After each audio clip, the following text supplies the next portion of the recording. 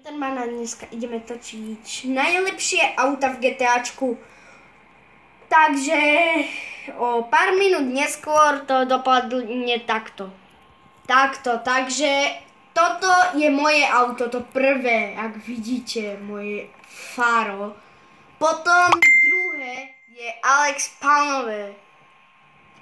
Potom tretie je Damianové či Frostmanové a to je super. Takže ideme vám to ukázať všetko takto. Takže spredu, predok mám najkrajší Damian, ako z hora kapotu mám najkrajšiu asi ja. Jasné, že ja. A najkrajšie krídlo mám ja a najkrajší výfuk a zadu mám najkrajšie. No dobre, a ešte nemám black and yellow, čo títo majú.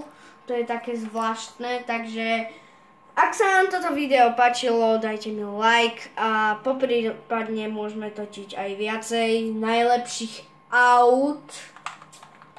A takže ja sa s vami lúčim.